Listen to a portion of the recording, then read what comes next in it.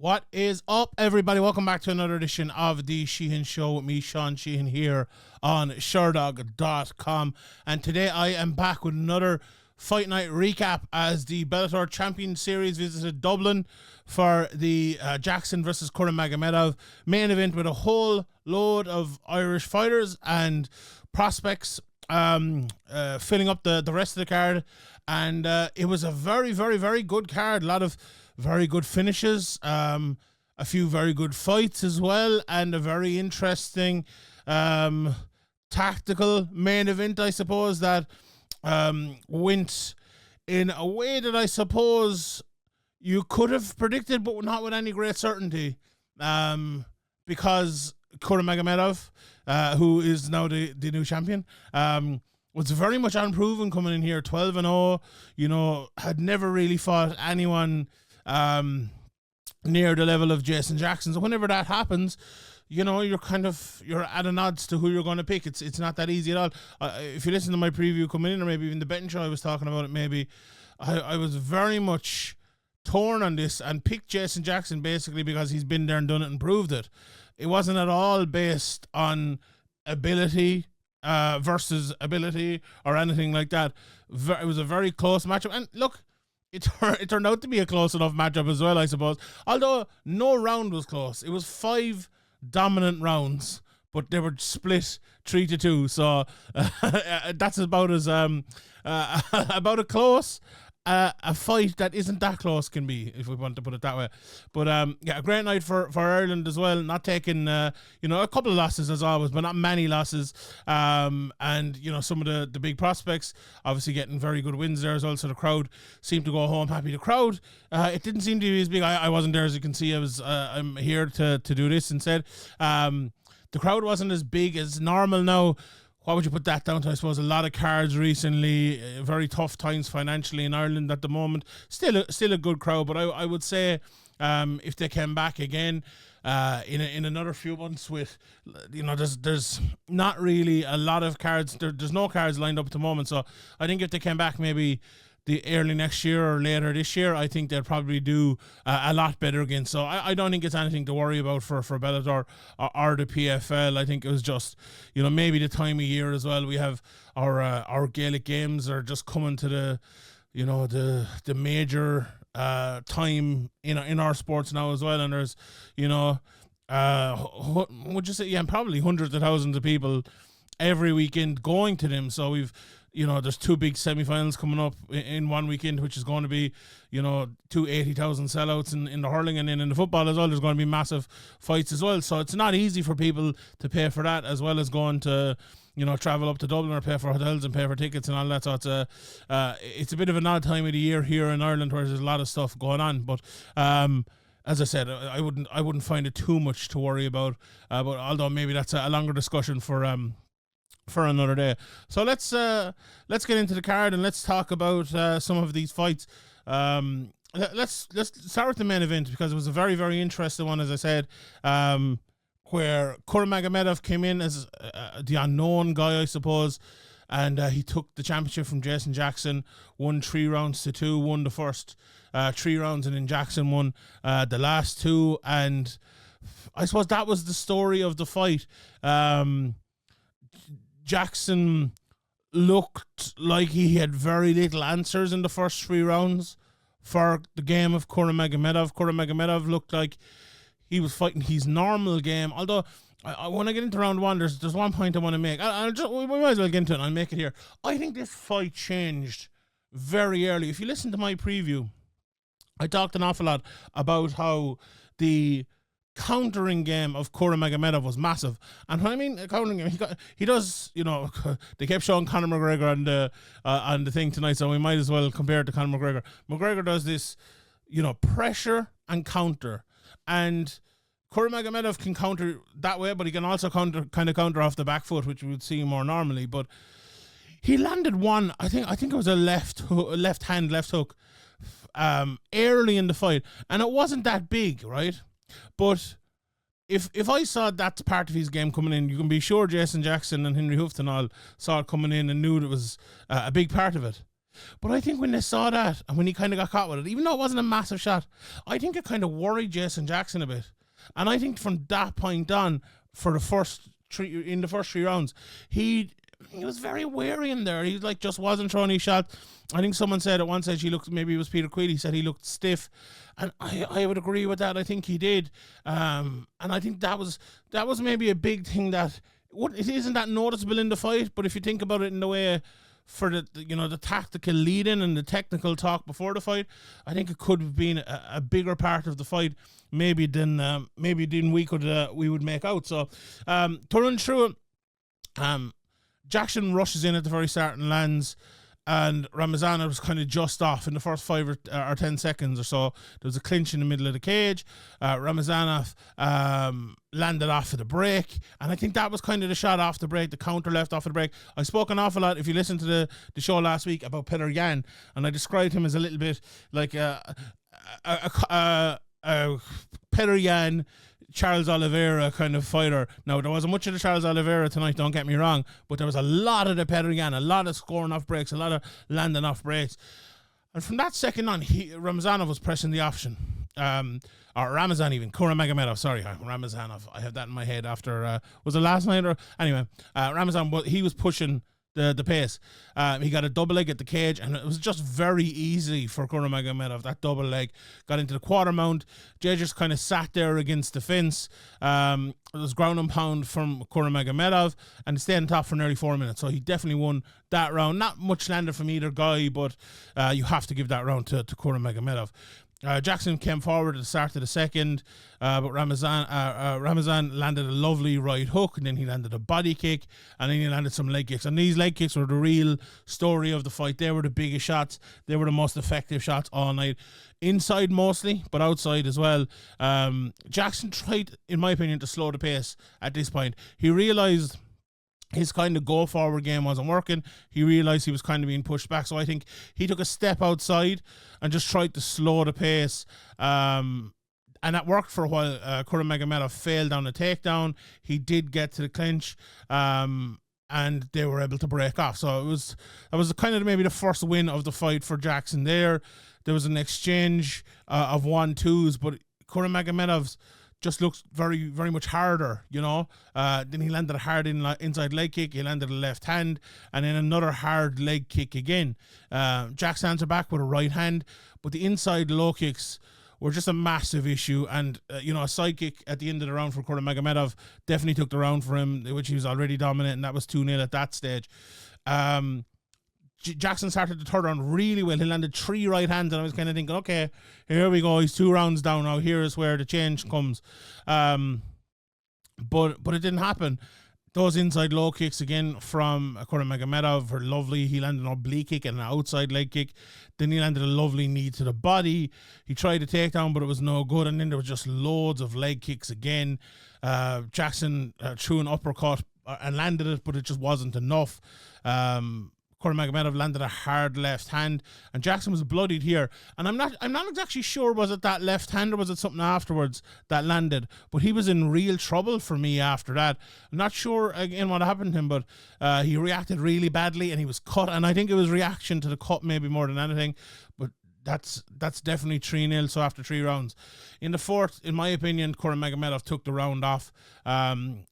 Jackson landed a body punch, he landed a left hook, he landed a right hand, and he went for a takedown. He got into the fence, and at that point, I think Kuramagomedov, there was at one stage where he was kind of holding a single leg, but he was holding him in more so than going for the actual single leg at all. He was, Jackson was on top in half guard for absolutely ages. We went for a guillotine at one stage, but it was no good. Kuramagomedov was kind of bloodied up though, and he did look a little bit tired, but the guillotine again was a little bit better second time, still not that great. Jackson landed a nice right hand on top at the towards the end of the round, and just dominated that whole round. And then the third was similar enough. Jackson won that as well. Leg kicks from Kuramagomedov started off, and then there was a clinch and a takedown from Jackson. Kuramagomedov gets the guillotine, but it was no good, and Jackson got on top. He went for the darce, never looked down, went for the other side darce, never looked on at all. He took the back, but then from there, Kuramagomedov got on top. Jackson got up, and Kuramagomedov sprawled, and that was kind of the end of the fight. They were stuck there for ages. Kuramagomedov, this is where he was kind of holding on to the single, or actually that was after that. He did it twice, to be honest, but that was more in the middle of the cage rather than in a kind of a half transition. But Kuramagomedov just pushed him against the cage, and nothing happened towards the end of the fight. So all three judges scored a 3-2. It was could be no judging controversy on this. It was the easiest fight of the year to score. Obviously, the first 3 rounds for Kuramagomedov. Obviously, the last 2 rounds for Jason Jackson, and that was the way all 3 judges scored it. So, massive win for Kuramagomedov, who moves 13-0 now, and he's a new champion. So, when Amazov was the champion there, I was like, is this guy the best welterweight in the world? When Jackson won, I was like, well, he must be the best welterweight in the world. And now, do you know what? It'd be hard to argue that Ramazan or Kuramagomedov. Why do I keep calling him Ramazan? Anyway, Kuramagomedov, I'll obviously put respect on the names of all the PFL welterweights, and obviously the likes of Leon Edwards, Bilal Muhammad, Rachmanov, Ian Gary, and all those as well. But Ramazanov, I did it again.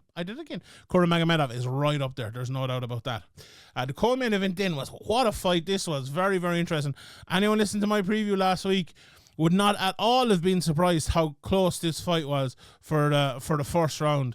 Bobby King is no joke whatsoever, and he proved that here, but flew out of the of the traps, but not really much landed in the first 10-15 seconds or so. Hughes then kind of dropped him with a leg kick, and then King dropped him with a jab. And when I mean dropped, he dropped him. He hit him with the jab, and Hughes dropped. He hurt him with it. But Paul Hughes recovered really quickly and really well.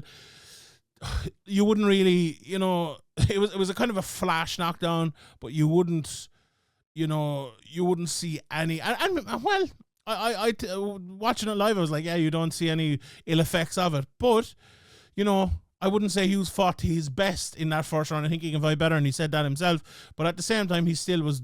I think it was his game plan to go out and kind of get wild. He landed a lovely leg kick. Bobby landed a lovely right hand, and Hughes landed a jab, and he got into the clinch. Both landed in the exchanges. Hughes landed a lovely head kick, and King landed a left hook.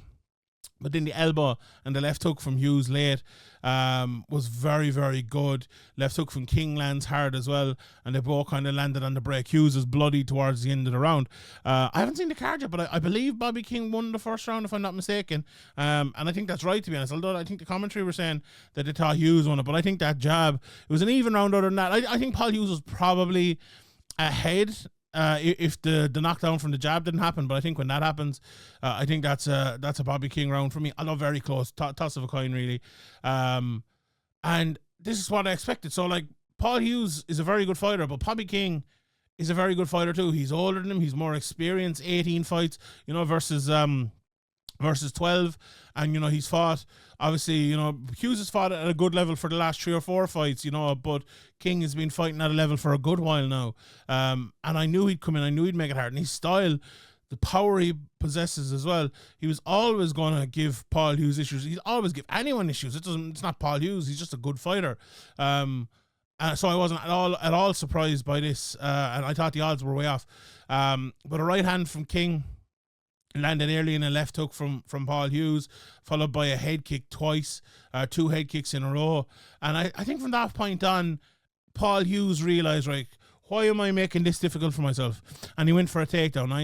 If anyone listened to the previous show again, I said it, I think the takedowns are the way forward for Paul Hughes in this fight. I was like, I think he'd beat him in the striking, which I suppose he kind of was, but I think he had a big advantage in the wrestling, and that showed. He didn't get it initially, but he got it eventually. Very smart to wrestle. Got into the half guard, landed some lovely elbows, moves around but stays on top at kind of midway point.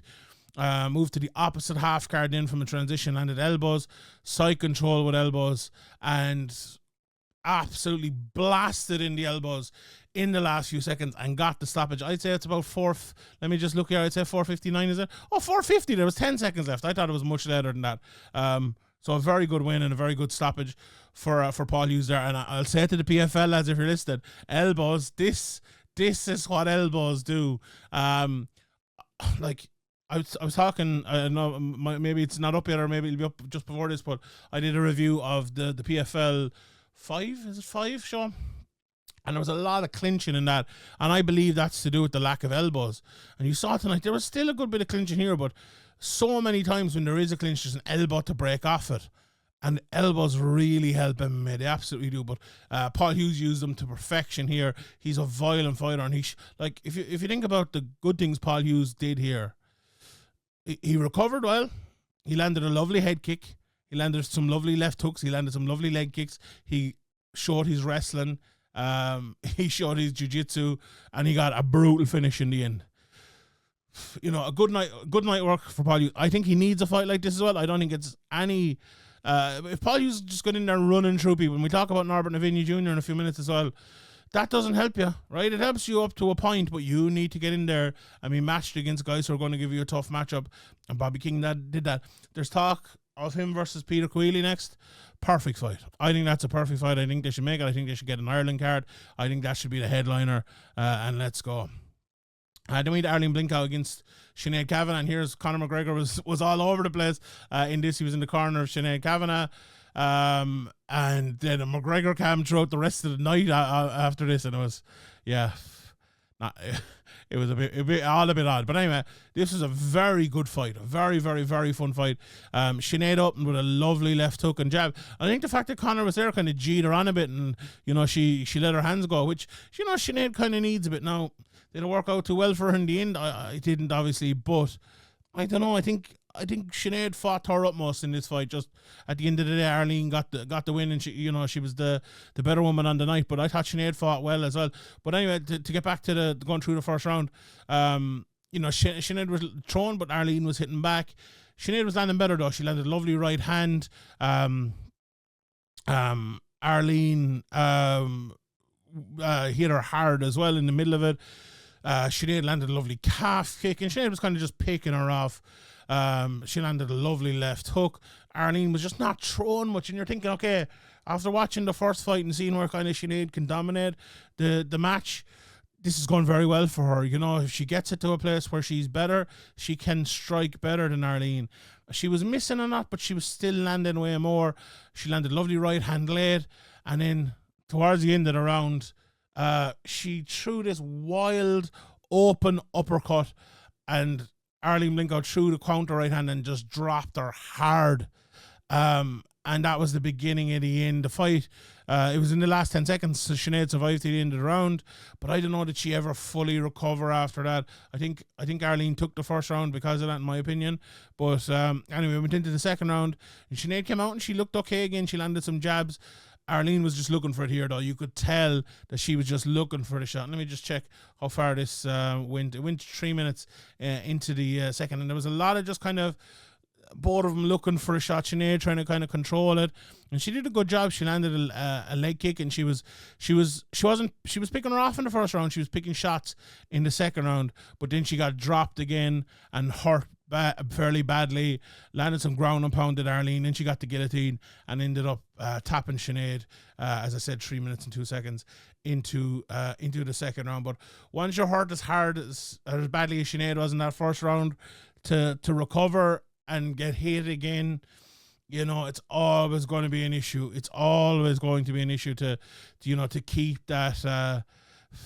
I suppose first of all, keep it from happening again, and keeping it from affecting you as badly against someone who punches hard like Arlene. So a tough loss for Sinead Kavanagh, no doubt about it, but a great win for Arlene Blencowe, and I suppose it ends that rivalry now that they've had for a while. But look, there's loads of fights there for Sinead, and I'm sure she'll be back on the next Irish card. There's no doubt about that.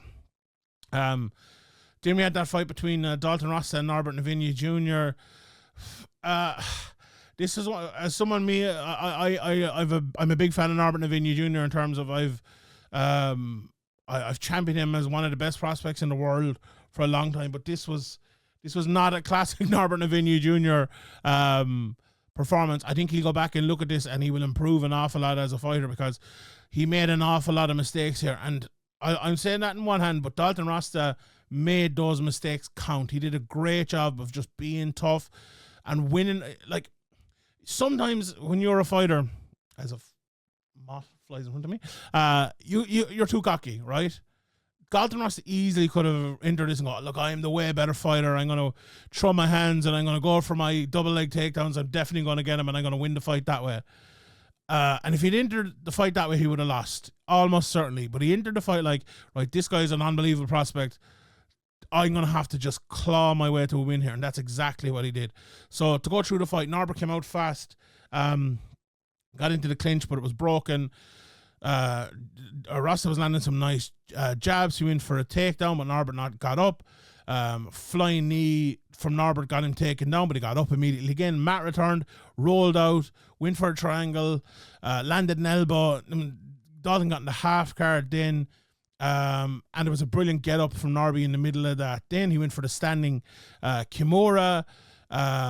He got slammed at one stage and tried to roll out of it, and Dalton got on top and landed some ground and pound in the last minute. And all of those things there, right?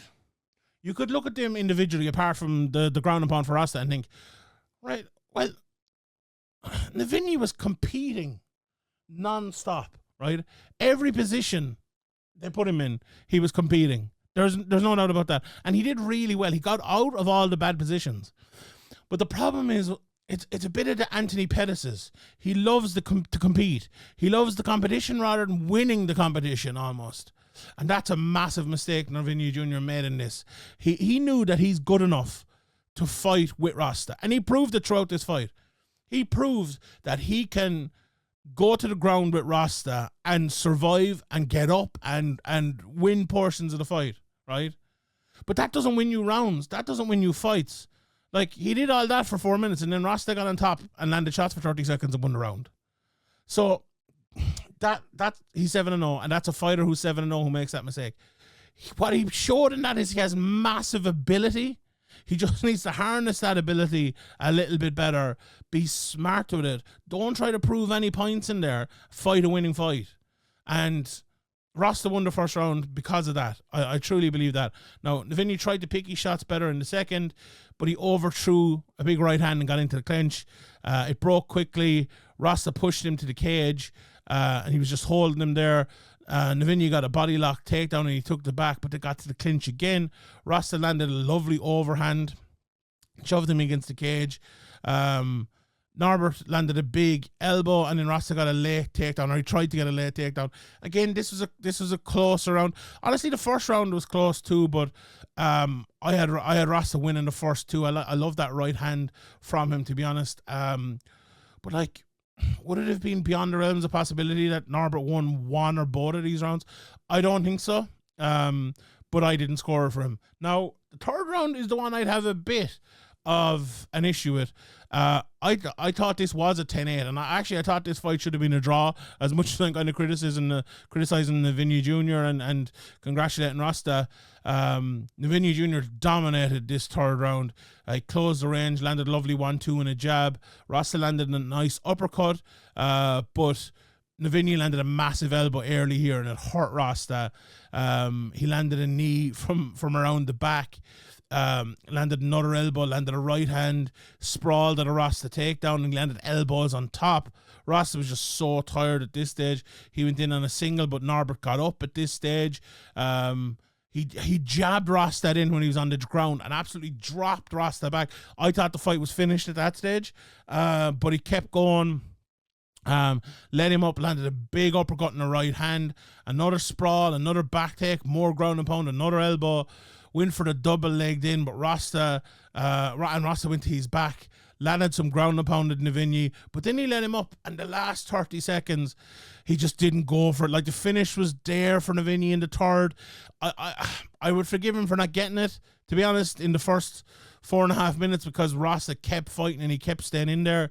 But the last 30 seconds, you have to realize where you are in the fight there, and you have to go for it, and he didn't. Now, I don't think he would have got it anyway, to be honest, but you have to go for it in that position. At the same time, that's a 10-8 round. I don't know what more you have to do. He dominated the whole round. Like, Rosta stayed in it, and he was fighting, and, you know, he was going for takedowns, and he was all of that, but was there any meaningful offense from Rosta? That one uppercut, maybe, but, like, okay, when we're looking at the 10-8, we look at the 3Ds. Did he have the damage? Absolutely. Did he have the duration? Absolutely. He won, I would say he dominated 3 minutes of this round, which is obviously the duration as well. Yeah, domination, yeah, damage, yeah, duration, yeah. That's a 10-8. Look, I suppose I can understand why they didn't give it, because there were moments of kind of wrestling battles there, and the moments where nothing was happening. But no, I think that's a 10-8 for me, and I think it should have been a draw. But anyway, Rosta gets the win, and for the way he fought in the first 2 rounds, he deserves it.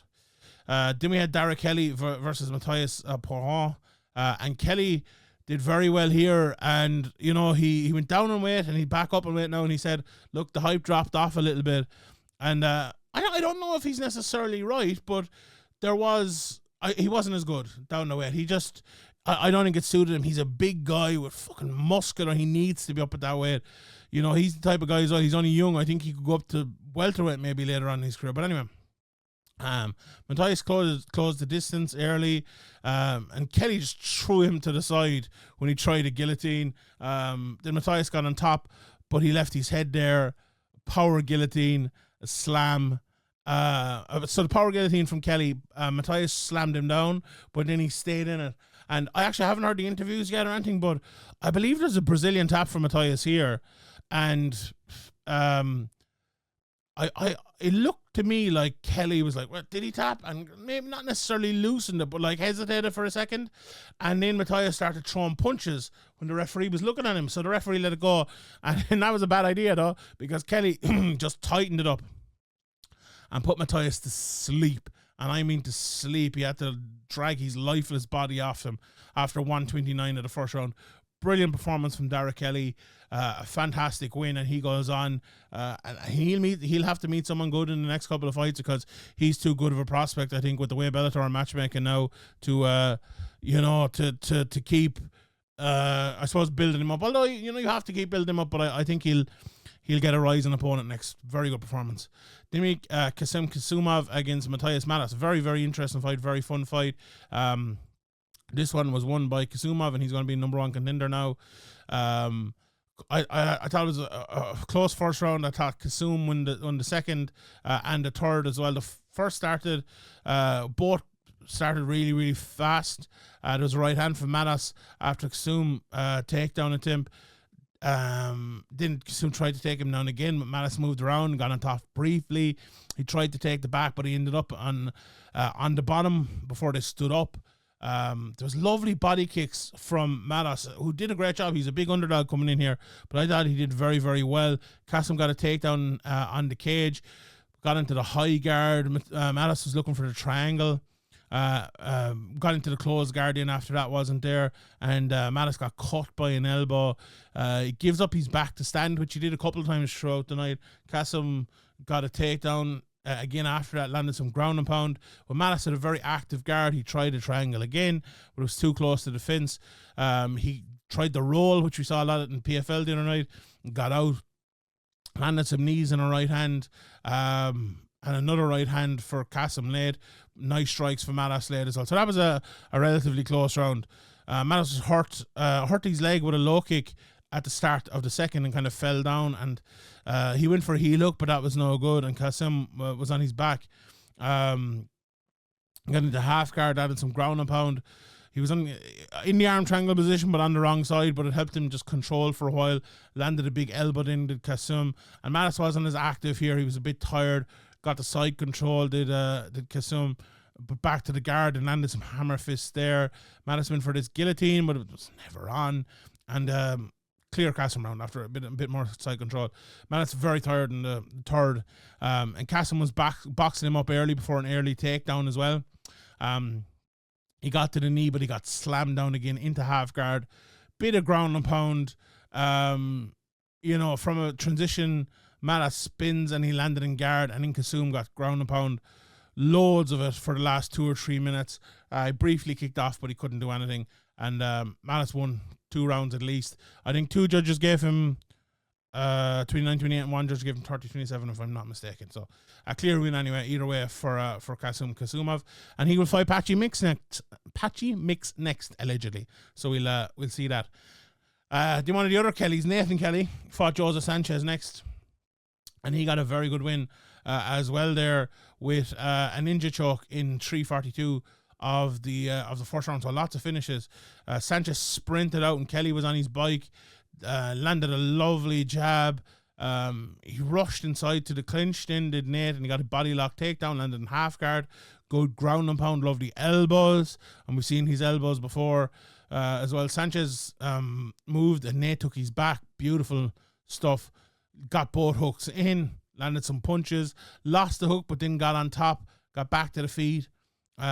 Sanchez went for a takedown against the fence, jumps on his back but falls off, and then he got caught in that ninja choke against the cage, and Nathan Kelly tied it up and submitted him in that first round. Very, very good performance again against the tougher guy here, no doubt about it, in Sanchez, and a good win for Nathan Kelly.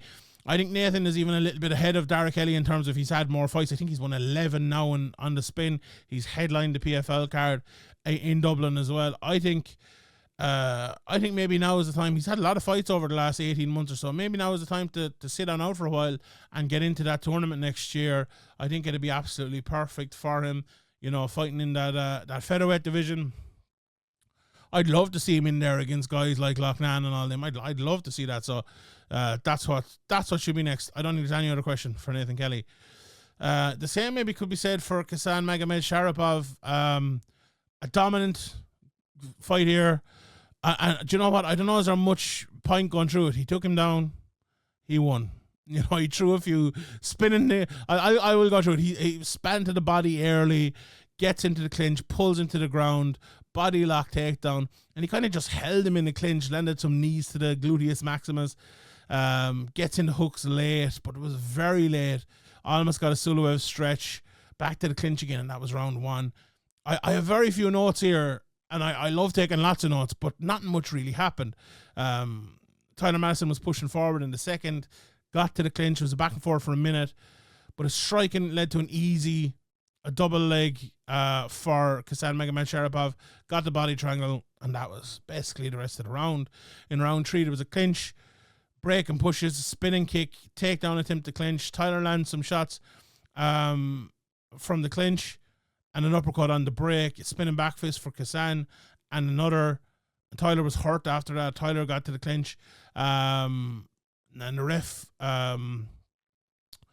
warned him, but did nothing for ages. Did him eventually broke them, and there was a spinning 720 kick by Kassan, and that was it. That was the end of the fight. Not by no means a classic, but again, Kuramagomedov as dominant, I suppose, as ever, and wins another one. He needs a massive step up. Like, God almighty, he needs a huge step up. I'd love to see him fight Kieran Clark. I know Kieran has been down in weights and stuff as well, but I'd love to see that fight. I know my colleague Ian O'Neill suggested him versus Nathan Kelly. It's not a bad fight either. I wouldn't mind seeing that. But yeah, or maybe even, for Kuramagomedov, like, line him up with, a Georgi Karkanian or someone like that. Someone's been around for a good long time. That's the sort of fight he needs, I think. Then we have a 135-pound fight between Salajon Kamadov and Marceli Alves. This was another, fun enough decision won by Kamadov. Both looked high-level technical strikers to start off. Kamadov tried a couple of takedowns and got to the clinch. Lots of clinching again. Kamadov in pole position for ages, but Alves was strong and he turns it around in the clinch. Kamadov got a trip, though, and controlled the clinch again.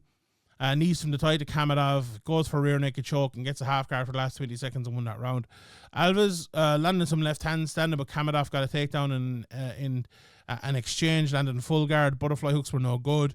Got into half guard, took the back, and got both hooks in and landed some ground and pound. Kamadov landed a right hand in to start the third. Single leg was just an easy takedown. And it wasn't it wasn't one of those tired easy takedowns. It just was an easy takedown. Landed in half guard, minimal ground and pound. That quarter mount position, which we saw a lot. Kimura sweep was no good, and Hamadov was in the guard. And in the first 3 fights of the night, were very quick first round finishes. Shinobu Uda beat Roger Black, Blanc by a north-south choke at 2:18 in the first round. Michelle Montague submitted a rear naked choke and Karolina Sobek at 2:41 in the first round, and Nathan Kelly, the other Nate Kelly, Nate the Great, submitted Paul Nolan with an armbar at 149 of the first round. The Oda fight, very, very entertaining. He caught a kick, got a takedown, got into full guard, side control, got the neck vice in him to keep him there. North-south choke and tapped. You don't often see a north-south choke, so that was very good. Montague and Sobek both were thrown. Sobek was landing better, but then Montague smartly went for a takedown. Then she got a throw up to the clinch, but a takedown again, got her back. One hook for ages, then got the second, then flattened her out, then got the rear naked choke. And Nate Kelly against Paul Nolan. Nate landed a nice head kick early. Nolan got a takedown, but Nate got up quick. Nate got a takedown, then got into the mount, went for the rear naked choke. Before he took the back, used it to get the back, took the back, and then transitioned to the armbar. Moved around like 3 times before he got the left or right leg? The right leg over the shoulder, and got the tap with the armbar early in round 1. So a very eventful night in Dublin. As I said, Conor McGregor there an awful lot, talking about coming back in August and September. There was a walkout as well for Peter Queally, which was a bit odd. He wasn't fighting, but he got the zombie walkout. But he deserves it, a guy who's put a lot in the line for the Irish MMA fans, and I'm sure they were glad to see that as well. So a good night all around for Irish MMA, and a good night all around for Bellator. All right, everyone, thank you very much for tuning in to today's show. My name is Sean Sheehan for Sherdog.com, and I'll see you all next time.